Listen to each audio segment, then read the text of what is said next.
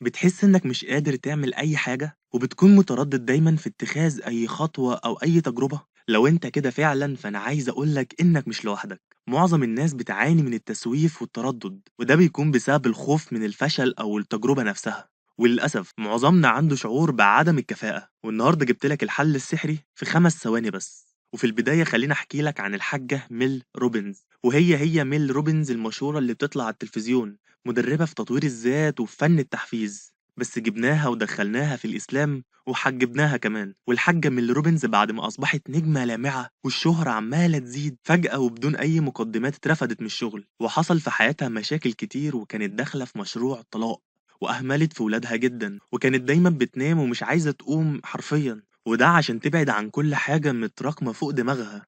وطبعا كل ده قبل ما تعرفنا وتتحجب. وفي يوم الحاجة ميل روبنز كانت قاعدة بتتفرج على التلفزيون، وكانت مكسلة تقوم حتى تطفي التلفزيون، وشافت بالصدفة مرحلة انطلاق صاروخ، ولقيتهم بيعدوا 5 4 3 2 1، هوب على طول الصاروخ بيطلع. وهنا في لمبة في دماغها نورت، وجات لها فكرة عظيمة جدا، وهي إن قبل ما تعمل أي حاجة هتعد من 1 ل5 على طول وتتحرك بدون تفكير وبدون أي حاجة. وحقيقي الفكرة دي جابت نتائج مبهرة، وشاركت الفكرة مع الناس وحققت نجاحات رهيبة، لدرجة إنها عملت كتاب فيها. والفكرة بكل بساطة إنه أول ما يجي في دماغك حاجة عايز تعملها تعد من 1 ل5 وتتحرك على طول. ودي خدعة نفسية عشان تكسر الروتين، وما تخليش عقلك الباطن يلحق يقولك خاف ولا هتفشل ولا بلاش دلوقتي ولا خليها الساعة 9 ولا ناكل ونتحرك على طول، ويعطلك وتكسل وما تعملش أي حاجة عليه. ونقدر نلخص العادة دي في جملة خالف هواك تنجو. فيلا بسرعة حالا جرب الطريقة واعمل لايك وفولو للقناة، وشاركني تجربتك مع العادة دي في الكومنتات تحت، مهتم أعرف عنك كتير. يلا سلام.